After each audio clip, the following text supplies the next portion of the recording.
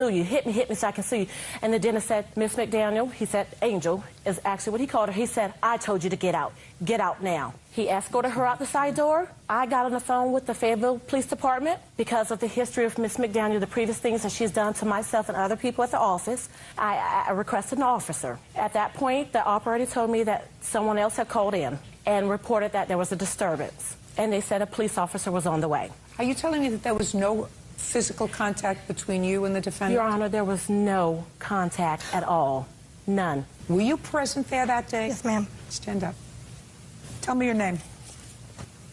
My name is Diane Ball. Did you speak to the police that day? No, ma'am.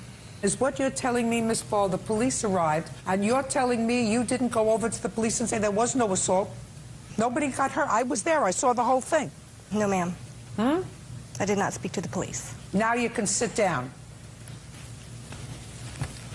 All right.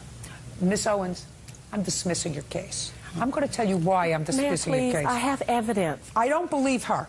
Let me explain, because it doesn't make sense. It doesn't make sense that if there are 4 people in the office and there's a major altercation, that she wouldn't say to the police, who wouldn't memorialize it in a report, that I spoke to Miss Ball and I spoke to Miss Amanda, both who witnessed this incident, and they reported that there was no physical contact. Your Honor, on that day, had I have assaulted Miss McDaniel and there was evidence of some type of injury, I would have been arrested. The police officer did not arrest me. I stayed at work. There was no evidence that showed Mrs. McDaniel's claim that she was assaulted. There was none. I don't believe that she caused these injuries to herself. I believe that there was some pushing and that it became heated in the office. And I also believe that the dentist did not want this situation to become exacerbated, because that's actually not good for business. So he said, just get her out of here, move her away, get her out. But I don't believe that the defendant Your Honor, there's injured no herself. truth to her story. There's no truth. Listen to me. Do you know that there is not proof, Miss Owens?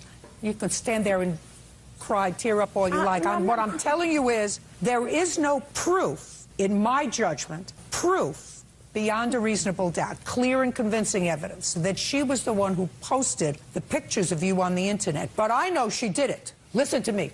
I know she did it. I'm looking at her eyes. I'm listening to the relationship that existed between the two of you, according to her. And I know she posted those pictures. And I know that you were furious. And I know that there was a loud shouting match that probably got a little out of hand. And she did not cause these injuries to herself. I don't believe she caused these injuries to herself. On that day, Judge. Don't ask me that question. I don't answer questions. I don't answer questions. Miss Owens, your case is dismissed. That's all. Parties are excused. You may step out. Oh, by the way, one more question. Over here. Do you have a lawsuit pending against Dr. I do.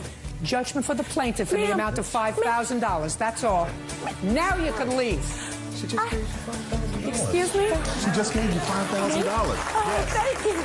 Parties are excused. You may step out. We have been tormented at that office by Miss McDaniel. We got in an argument, and it escalated. For a long period of time. I didn't speak to her because she's just a receptionist. She has no dental experience at all. She's just done so much to everyone there. So I didn't speak to her. She sits on